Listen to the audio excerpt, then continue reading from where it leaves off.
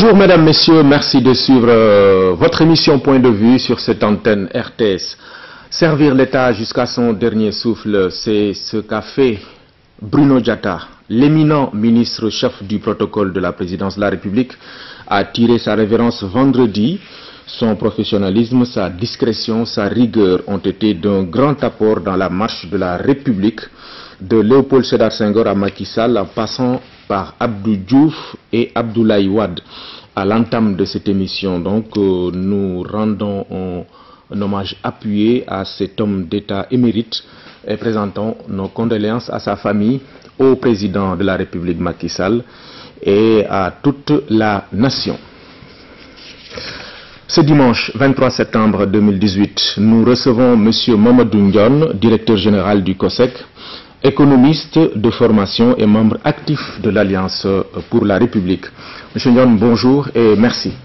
Bonjour Omar, vous me permettrez à l'entame de mes propos de m'incliner également devant la mémoire de feu Bruno Diatta. Je retiens de lui ce qu'en a dit le chef de l'État. Bruno avait, comme l'a dit le président de la République, la culture de la République. Ça résume tout. C'était un homme élégant à tout point de vue. Élégant au plan vestimentaire, au plan comportemental, au plan également, n'est-ce pas, du sens élevé, dans le sens élevé même de la culture de la République. Il était détenteur de beaucoup de secrets. Il était détenteur également de beaucoup d'événements. Il était témoin de beaucoup d'événements, mais sous ce rapport, il était élégant en tout. Il était élégant en tout. Donc je profite de l'occasion pour présenter mes condoléances à sa famille, au chef de l'État, à l'ensemble de la nation. Et à son âme. On essaiera durant cette émission de mieux comprendre le COSEC que vous dirigez depuis un an, le Conseil sénégalais des chargeurs, et l'action que mène la structure, notamment dans les activités de relance de l'économie casamançaise. Mais d'abord, on va lire et analyser la situation politique du pays. Les forces en présence se déploient à quelques mois de l'élection présidentielle. Et dans ce cadre, il y a de nouvelles figures très en verve. L'exemple est le plus actuel, en tout cas, c'est le cas de Ousmane Sonko, un opposant, voilà, qui suscite un intérêt du côté des analystes et observateurs. Quelle lecture vous en faites? Oui, la lecture que j'en fais déjà par rapport à la situation des forces en présence. Nous sortons de deux élections. Le référendum de 2016 qui a donné des chiffres éloquents, mais également les législatives. Lors du référendum, déjà, il y avait deux camps antagoniques, n'est-ce pas, le camp du oui et le camp du non. Le oui l'avait remporté à 63% et le non avait eu 37%.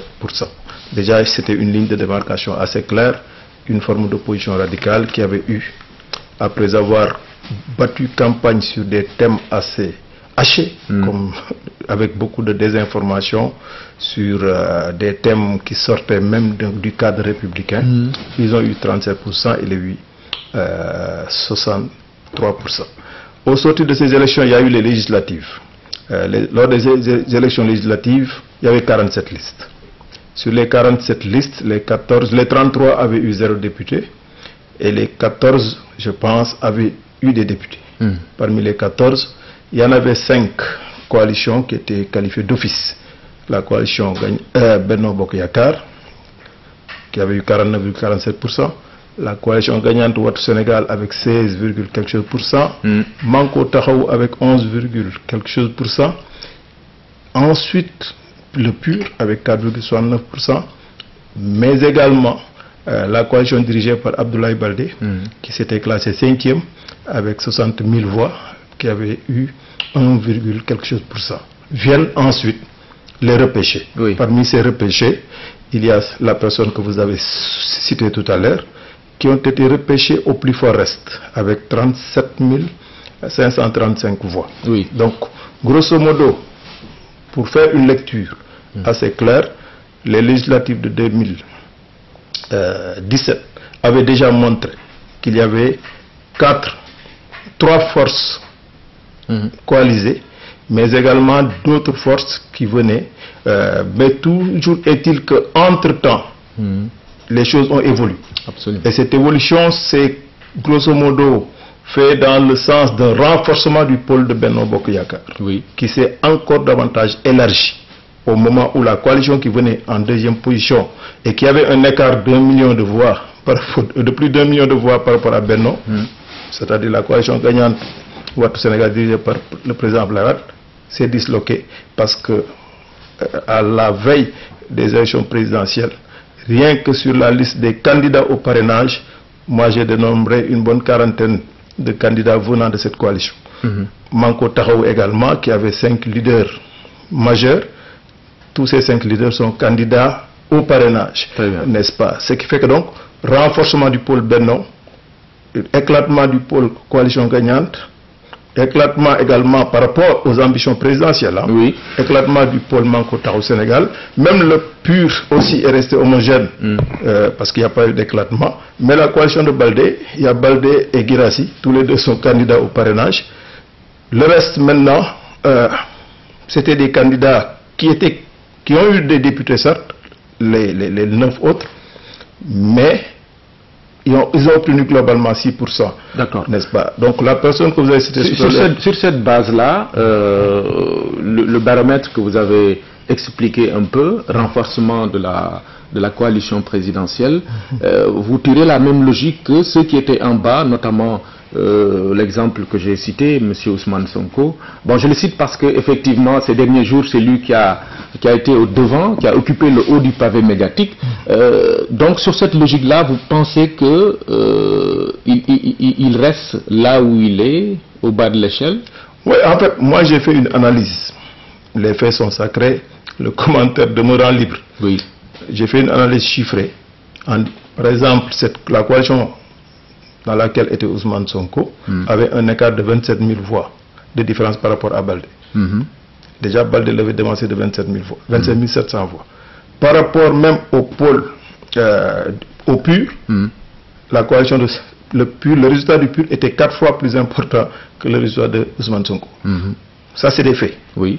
L'autre aspect, par rapport même à Manko Taxawu Sénégal, c'était 10 fois plus. Manko Taxawu avait eu 10 fois plus de voix. Par rapport à la coalition gagnante, il y avait 15 fois plus de voix. Par rapport à Benno Bokk Yakaar, il n'y avait pas photo. N'est-ce pas? Il y avait un écart de 1 600 000 voix et représentant 44 fois plus que la coalition d'Ousmane Sonko. J'en tire la conclusion. Les choses évoluant, vous tirez quelle ce que j'en tire, c'est qu'il est dans une logique, et c'est normal, médiatique, parce qu'il sait le gap qui le sépare des autres. Moi, je me dis qu'aujourd'hui, il se dit, si je tire sur le premier, c'est une chance pour devancer les autres. Voilà. Donc, aujourd'hui, en attaquant Benno, en essayant de se positionner par rapport à Benno, c'est comme s'il voulait dépasser les autres qu'il avait déjà devancés. Ça, c'est des faits. C'est des faits. Aujourd'hui, Baldé était plus lourd en termes de représentativité. Le PUR était plus lourd. Maintenant, il est dans une logique de recherche d'une bipolarisation qui ne devrait pas en être une, parce que tout simplement les forces n'étaient pas les mêmes. Maintenant, chacun a sa logique, mais toujours est-il que le pôle présidentiel est serein.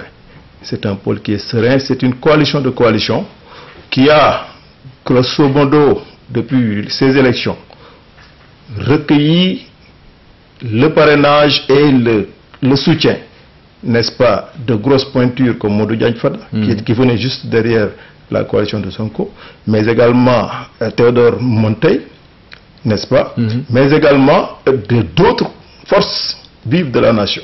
Aujourd'hui, donc, au niveau de Benno, nous ne sommes pas ébranlés, parce que nous avons un président de la République, un candidat qui a... Mais tout de même, il est à prendre au sérieux. Parce qu'effectivement, on a vu une déclaration de candidature en grande pompe. Certains même, certains analystes même le voient comme un candidat qui va coiffer au poteau certains de l'opposition et voilà, s'ériger comme un challenger. Vous pensez que c'est exagéré ou c'est objectif? Oui, en fait, moi je me dis que la réalité politique au Sénégal est sur le terrain. C'est une réalité qui est sur le terrain, ce n'est pas une réalité qui est forcément dans les médias. C'est une réalité qui n'est pas forcément dans Facebook. Maintenant, on ne préjuge de rien, mais je me dis que tout le monde doit être pris au sérieux. Voilà, parce que quand on est sur le champ politique, il faut prendre tout le monde au sérieux. Mais toujours est-il qu'aujourd'hui, la logique de recherche d'une bipolarisation avec Benno Bokk Yakaar, c'est une logique que Benno ne devrait même pas accepter. Voilà, c'est ce qu'il recherche, c'est l'effet recherché. Parce qu'il n'y a pas photo, il y a l'écart. Aujourd'hui, Benno s'appuie sur un bilan et sur la posture d'un homme d'État qui est le président Macky Sall, qui a un parcours exceptionnel que les autres n'ont pas. Il y a des candidats qui n'ont jamais dirigé 10 personnes dans leur vie. Aujourd'hui, ils veulent diriger 15 millions de Sénégalais. C'est leur droit. C'est leur droit, mais il n'y a pas photo.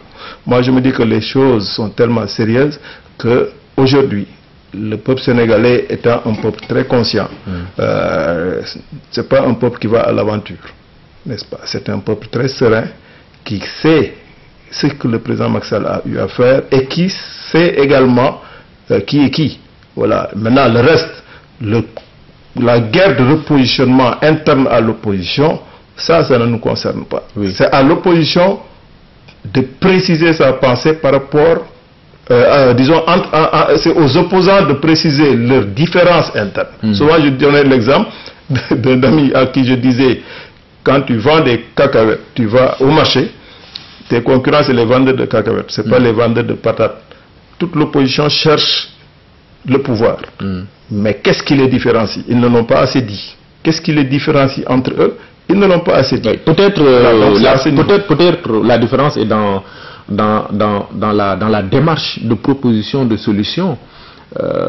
Après, bien sûr, un diagnostic de la situation du pays. Ici, on a un livre-programme.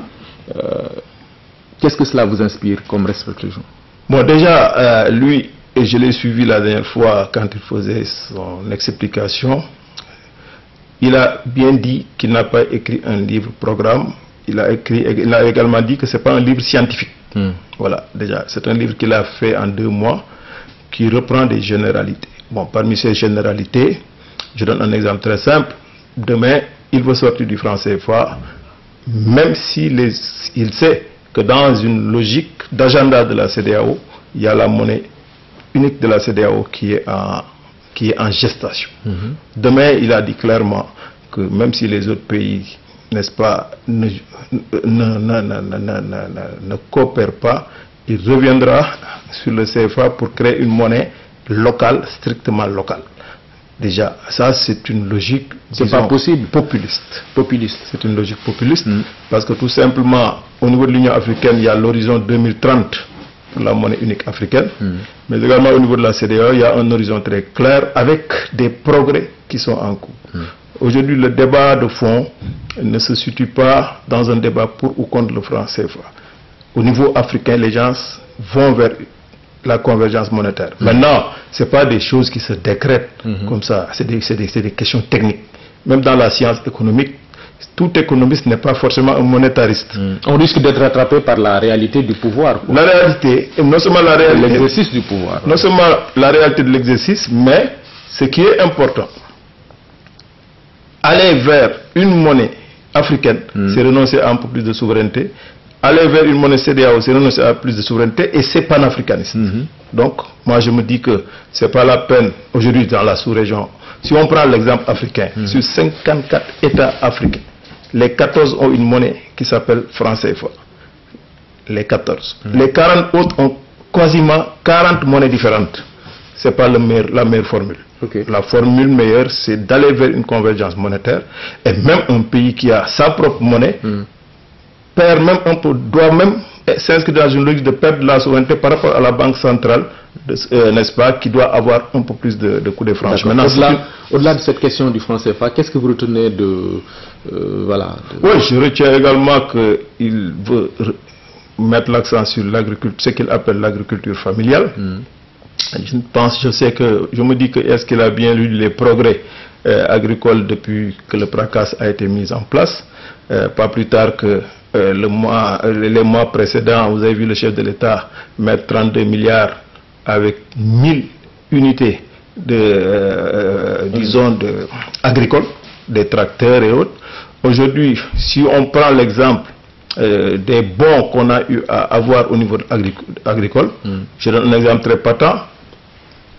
Depuis le mois de janvier, le Sénégal n'a pas importé un seul gramme de pommes de terre. Pourquoi?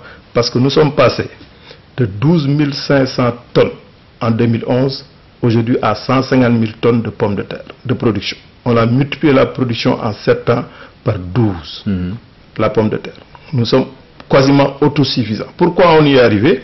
Parce qu'on a su allier l'agriculture familiale à l'agrobusiness. C'est ça la solution. Voilà, c'est la solution. Aujourd'hui, on ne peut pas dire le tout agriculture familiale, mais également c'est le mix. Et aujourd'hui, si je prends l'exemple de l'oignon, on est passé de 190 000 tonnes à 406 000.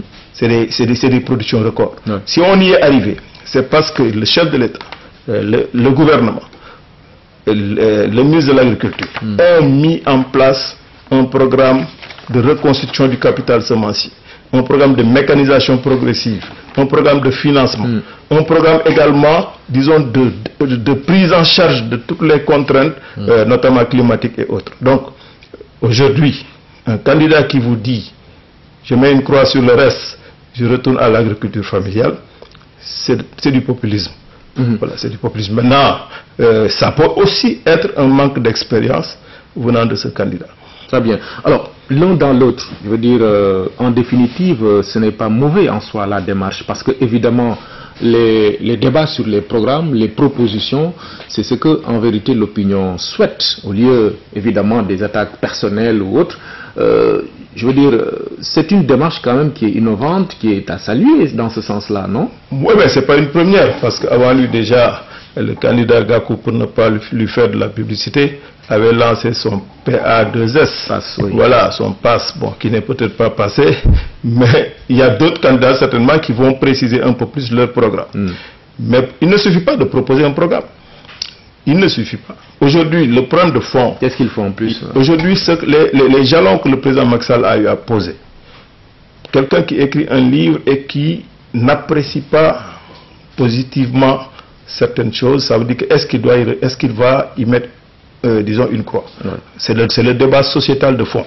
Aujourd'hui, la politique infrastructurelle... Vous voulez dire que le diagnostic doit être objectif, c'est-à-dire reconnaître à celui qui est au pouvoir, voilà, c'est... Oui, parce qu'aujourd'hui, bon, depuis 2012, de 2012 à aujourd'hui, en 2011 déjà, rien que la production énergétique, il n'y avait pas photo. À l'époque, tout le monde entendait le ronronnement des groupes électrogènes dans les quartiers. Aujourd'hui, on a maîtrisé la production énergétique. On est dans le mix énergétique avec des champs solaires. Demain, il y aura la centrale éolienne de Taïba Ndiaye avec 157 mégas, la plus grosse centrale de l'Afrique de l'Ouest. Ça, c'est de la politique. C'est la mise en œuvre d'une politique économique cohérente. Quelle est la position de l'opposition sur ça? Quelle est la position de l'opposition sur la politique infrastructurelle qui va nous faire passer de 32 km d'autoroute à plus de 219 km d'autoroute à l'horizon 2019-2020. Cette position devrait être déclinée en termes de propositions. Le président Macky Sall a fait ceci, moi je vais faire cela. Bien. Oui, mais quand même, souvent ça ressemble à du copier-coller. Aujourd'hui, la stratégie de l'opposition, c'est de dire quoi? Souvent, même quand ils voient que nous lançons des choses, ils s'inscrivent dans une logique populiste en proposant à peu près la même chose. En proposant à peu près la même chose. Moi, je sais que aujourd'hui, ce qui a été fait en 6-7 ans, il n'y a pas photo. Le Sénégal aujourd'hui est passé d'un taux de croissance de 1,7 à 7,2%. Et je sais qu'il ne suffit pas de faire des propositions à l'emporte-pièce. Et souvent même, c'est des propositions qui s'inscrivent dans une logique, disons, de... Quand un candidat te dit, par exemple, voilà, je vais m'attaquer aux niches fiscales, il ignore certainement qu'une bonne partie de ces niches fiscales a une connotation sociale. Parce que la fiscalité également est un levier, n'est-ce pas, de correction de certaines inégalités sociales. C'est un flou. Il n'a pas fait un livre programme, il l'a bien dit. Il a fait un livre. Il n'a pas aussi fait un livre scientifique. Il l'a bien dit. Voilà, c'est des vœux. Voilà, plus proche du vœu pieux d'ailleurs qu'autre chose. Bien. Pour le moment, l'heure est aux collectes de signatures parrainage censé rationaliser la candidature à l'élection présidentielle de 2019. Vous pensez que cette rationalisation-là sera au rendez-vous?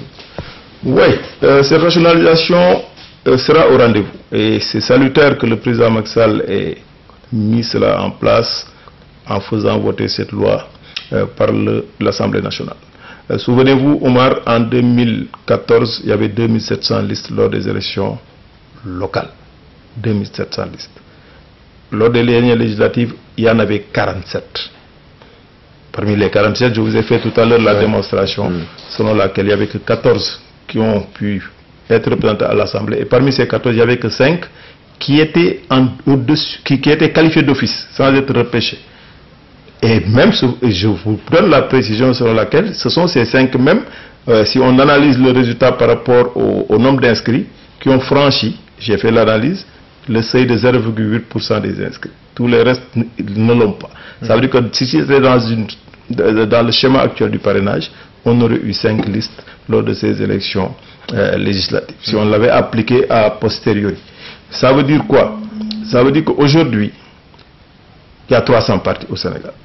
300 partis, c'est 300 laissez-passer qui, sur la base d'un simple dépôt de caution, peuvent présenter des candidats. Donc le parrainage est salutaire. Et déjà le fait qu'on ait recueilli dès le premier jour 94 candidats au parrainage est assez significatif de la pertinence de cette disposition. C'est une bonne chose. Le peuple sénégalais sait que c'est une bonne chose. Ça donnera un peu plus de lisibilité à chacun. Voilà. Ça donnera un peu plus de lisibilité. Moins de candidats à l'élection présidentielle. Vous pensez que le seuil du parrainage ne sera pas chose aisée pour certains? Oui, parce que l'analyse des résultats des élections au Sénégal depuis quelques années a montré que rarement certains candidats ont eu 1% des votants. Il y a des candidats même lors de la dernière élection présidentielle qui avaient 4000 voix. 4000, imaginez. Donc moi je me dis que c'est une bonne chose. Maintenant le reste, c'est aux citoyens de liberté d'en décider. Voilà, d'en décider. Vous tablez-vous sur... Mais c'est une mesure démocratique. Et les gens pensent que c'est uniquement destiné à l'élection présidentielle. La loi sur le parrainage vise toutes les élections. Demain, les prochaines élections locales, c'est le parrainage qui va s'appliquer au niveau local. Lors des élections législatives prochaines, la même chose. Et c'est une disposition qui va assainir au plan démocratique. Omar, aujourd'hui, pour créer un parti politique au Sénégal, tu n'as même pas besoin de 5 000 francs. C'est une association. C'est juste le récépissé et quelques vignettes que tu mets là-dessus. Tu as ton parti politique. Maintenant, la philosophie originelle des partis politiques a été dévoyée depuis fort longtemps. Et c'est ce parrainage qui va permettre de recentrer les choses, parce que tout simplement, c'est une disposition démocratique salutaire. Et il y a beaucoup de pays qui appliquent des formules de parrainage, soit par les élus, ou bien parrainage par les citoyens. C'est ça. Les collectes de signatures dont je parlais tout à l'heure, vous êtes à Diass, pour vous titiller un peu, vous êtes à combien vous en êtes à combien aujourd'hui? Oui, déjà, nous travaillons dans le cadre de Benno Bokk Yakaar. Bon, chacun est collecteur, chaque leader peut aller collecter, mais nous, moi personnellement... Vous déployez quoi? Oui, j'ai fait pas entrer dans le... Voilà, moi, de toute façon, rien que ce que nous avons fait au niveau de la PRDS, voilà, on est à 40% disons, de l'objectif. De l'objectif, voilà. Sans entrer dans le détail. Dans le processus électoral aussi, on va le dire, il y a des débats, des questions de transparence qui sont soulevées par l'opposition. C'est des griefs que vous comprenez? Oui, en fait, l'opposition avait déjà parlé du fichier électoral, ils avaient parlé du fichier, d'électeurs, distribution, etc. Voilà. Bon, ils avaient mis l'accent sur le fichier en demandant l'audit du fichier. Bon, l'Union européenne a fait l'audit au mois de février, à la demande de l'opposition sénégalaise. Et le résultat de cet audit est que le fichier est fiable à 98% au moins. Voilà, il y a même une partie de l'opposition qui avait boudé la présentation de ces résultats issus d'une structure neutre de l'Union européenne, n'est-ce pas? Fichier valable, fiable à 98%. C'était la conclusion, n'est-ce pas, de l'Union européenne. Donc, on ne peut pas parler de fichier. Le fichier est fiable. Bon, ils ont parlé également d'un problème de retrait de cartes. Bon, au mois de juin déjà, le ministre de l'Intérieur avait donné les tendances. Il n'y avait que 350 et quelques mille cartes à récupérer dans les préfectures. Les Sénégalais souvent aussi, ils ne sont pas très enclins à aller récupérer les cartes très tôt. Moi-même, à Dias, je sensibilise certaines personnes en leur disant, allez au niveau des préfectures, cherchez vos cartes. Voilà, donc la distribution se passe bien. Il restait à peu près 357 000 cartes au mois de juin, n'est-ce pas, à distribuer. Mais toujours est-il que le retrait également, il n'y a pas de problème. Maintenant, les autres aspects du processus, c'est des aspects maîtrisés au Sénégal. Le vote est maîtrisé, le dépouillement est maîtrisé, et même souvent, avant même que les structures habilitées donnent les résultats, la presse commence dès 18-19 heures à donner des résultats, des tendances. Donc, l'opposition sénégalaise est dans son rôle, mais les choses se passent bien globalement. On parlait tout à l'heure d'économie, mais le PSE particulièrement, je veux qu'on en parle un peu au regard des résultats et perspectives en vue. Est-ce que la mise en œuvre répond aux préoccupations des Sénégalais? Oui, en fait, le plan Sénégal émergent déjà a été mis en place en 2014 sur la base d'un constat, sur la base également d'un vécu. Aujourd'hui, la politique infrastructurelle, qui est l'axe 1 du PSE, est assez claire, c'est du visible. Aujourd'hui, aller à Diamniadio, une bourgade qui avait 10 000 habitants, va passer sous peu à 300 000. Une partie, la moitié du gouvernement sera à Diamniadio. Le train express régional passera par Diamniadio. Et au-delà de Diamniadio, à l'échelle nationale, nous avons vu la politique infrastructurelle. Le chef de l'État va bientôt inaugurer la RN6. En termes de politique autoroutière, j'en ai parlé tout à l'heure. En termes de politique énergétique, il y a une meilleure maîtrise.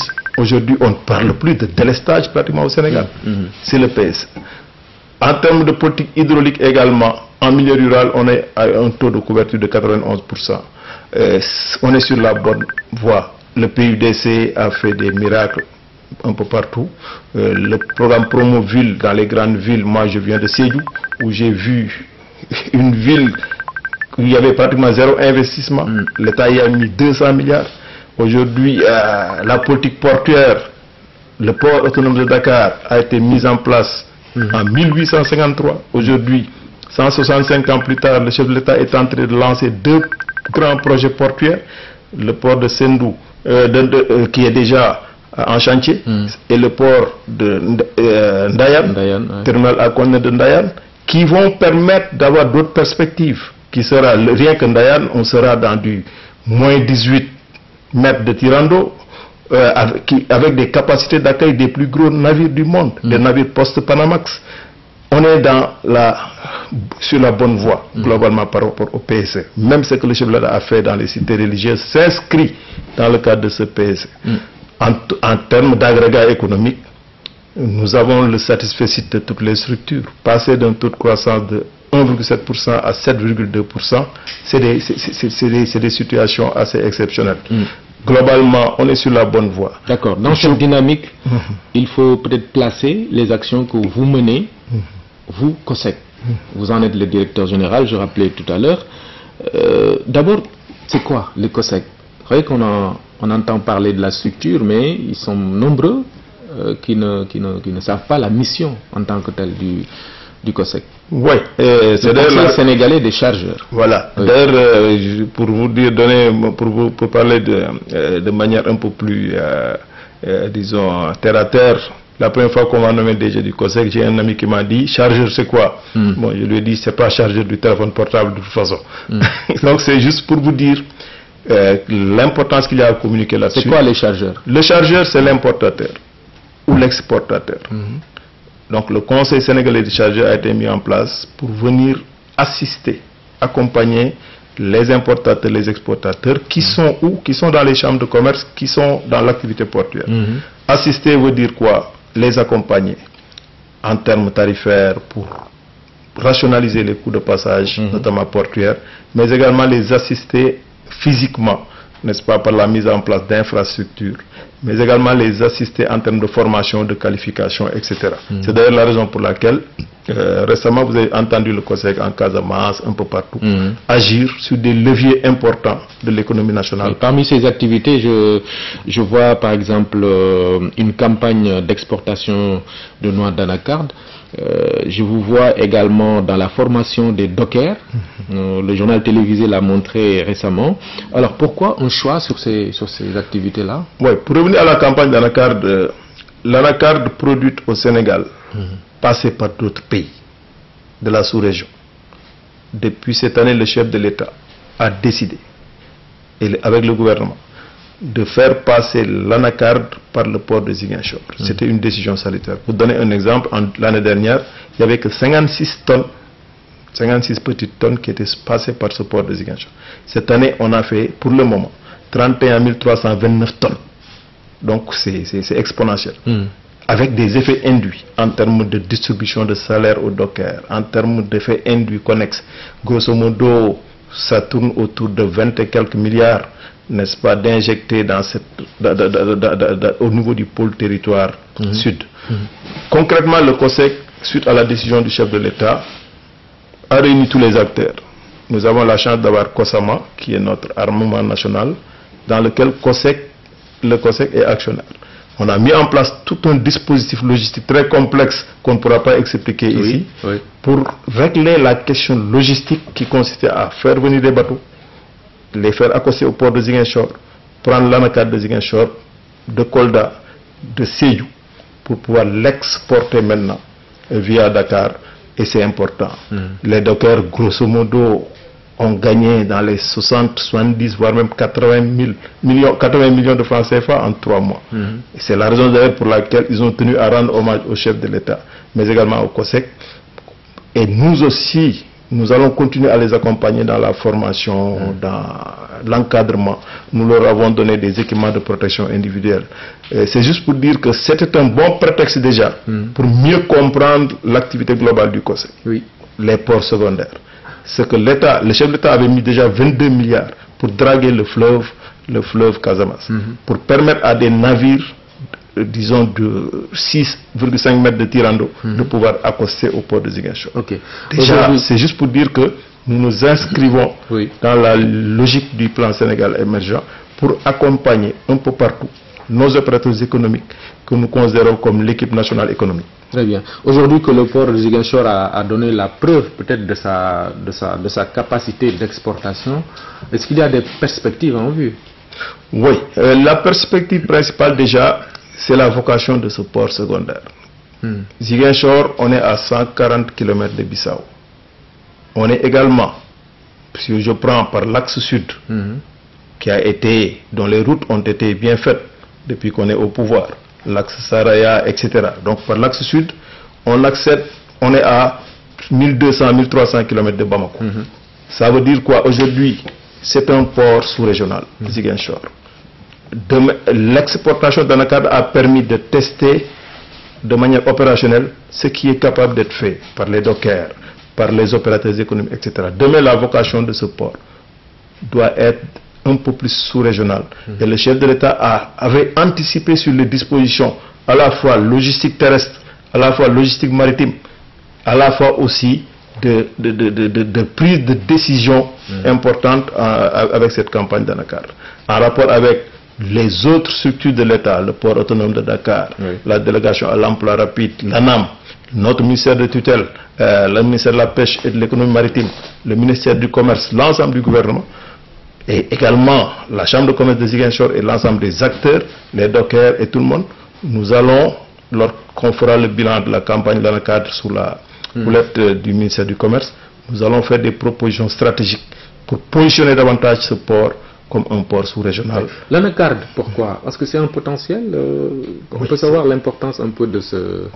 Bon an, mal an, si on prend 31 329 tonnes, si on prend le prix moyen de 650 000 francs la tonne, c'est 20 milliards pour les producteurs d'anacarde. C'est comme si on injectait plus de 20 milliards au niveau des producteurs.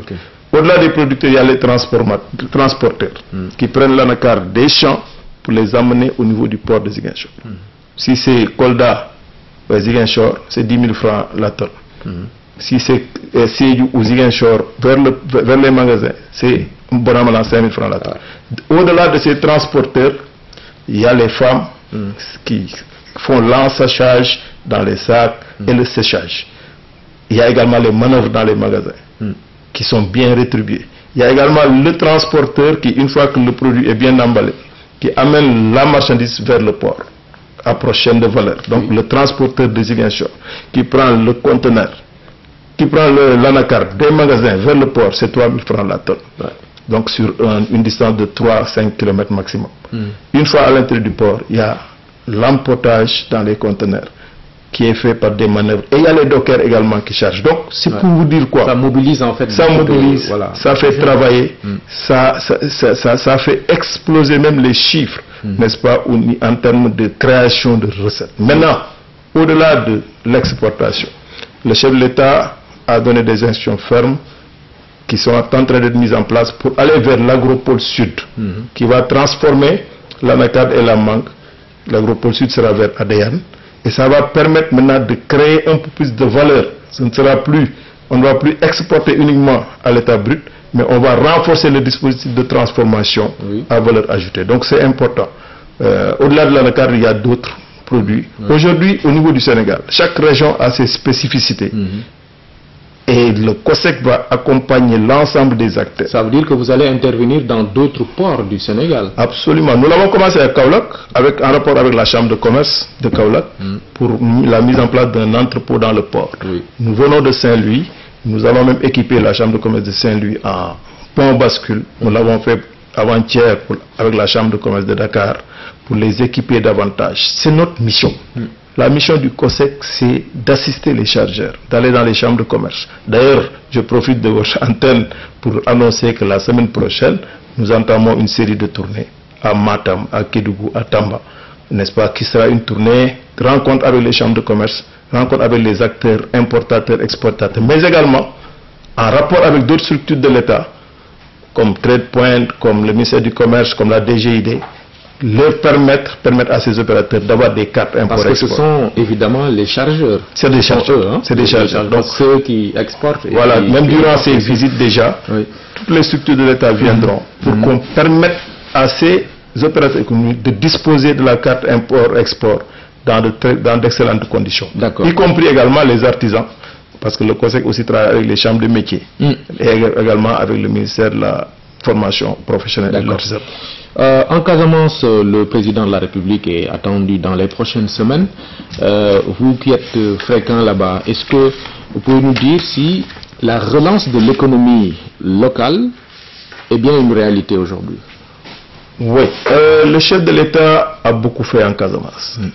Le plus gros cadeau qu'il ait fait à la Casamance, c'est d'avoir largement contribué au retour de la paix. La paix n'a pas de prix. Aujourd'hui, nous savons qu'il y a la paix en Casamance, mais également, et je profite également de l'occasion pour, dire que le pont de la Sénégambie, qui était un vieux problème, qui sera bientôt réceptionné, et ça va régler la question même de la continuité territoriale. Agen et Djambogne, c'est sous notre règne que ça a été mis en place. Aujourd'hui, la desserte casamançaise par les airs, il y a Air Sénégal, il y a Transair, donc aujourd'hui, et la RN6 et la RN4 seront réceptionnées, mais le tourisme également, le chef de l'État avait déjà mis en place un système d'exemption fiscale, n'est-ce pas, sur 10 ans. Sans compter ce que le PNDC a fait. Ça, c'est vécu? C'est vécu, c'est palpable, c'est réel. Moi, j'ai vu dans le regard des dockers du port de Ziguinchor la joie. La joie parce que c'était des professionnels qui étaient là, qui ne demandaient qu'à travailler. Des professionnels du tourisme. Du tourisme, mais également d'autres secteurs. Des dockers. Mais je parle des professionnels du tourisme, l'impact en fait. Oui, il y a un impact parce que les touristes reviennent en Casamance, parce que l'État a pris des dispositions fiscales, mais également des dispositions d'accompagnement. Avec le crédit hôtelier.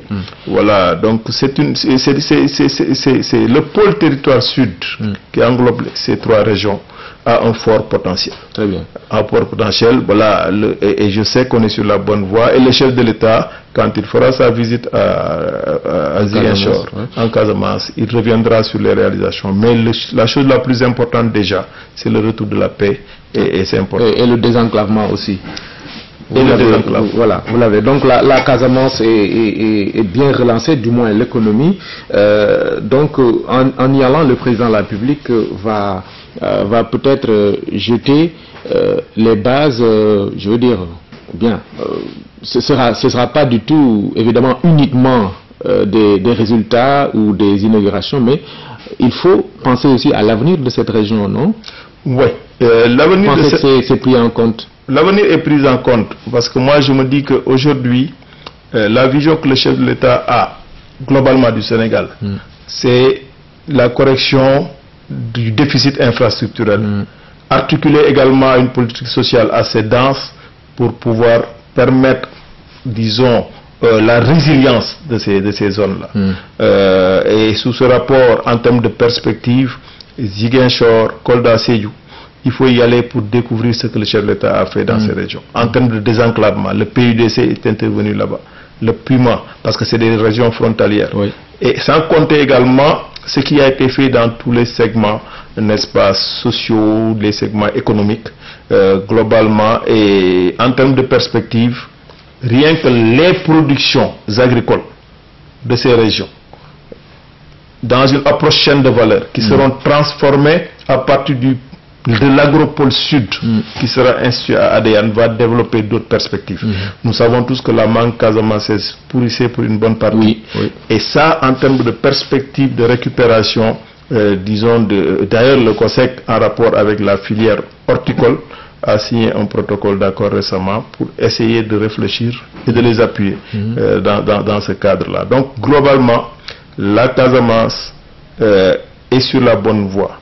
Et le chef de l'État a beaucoup fait dans cette région, dans ces régions, mais également partout au Sénégal. Aujourd'hui, voilà, partout au Sénégal, le PUDC, le programme Puma, la maîtrise de l'eau. Parce que quand on maîtrise l'eau, on maîtrise beaucoup de choses. L'eau, l'électricité, les unités de transformation pour les femmes, les pistes rurales, on a beaucoup fait sous ce rapport.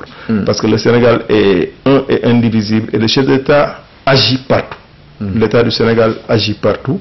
Au-delà des grandes villes, il y a eu, je donne un exemple très simple, le taux d'électrification rurale, le nombre de villages électrifiés a été multiplié par 2, n'est-ce pas, facilement en 6 ans, et c'est important. Je vous remercie, M. Mamadou Ndione, nous sommes au terme de cet entretien. Merci, ça a été un plaisir de vous accueillir sur ce plateau. Merci Oumar, j'en profite également pour remercier et saluer vos fidèles téléspectateurs, en particulier ceux de Dias, ma commune. Un peu de propagande, c'est pas grave. Merci beaucoup, mesdames, messieurs, d'avoir suivi cette émission. Rendez-vous dimanche prochain.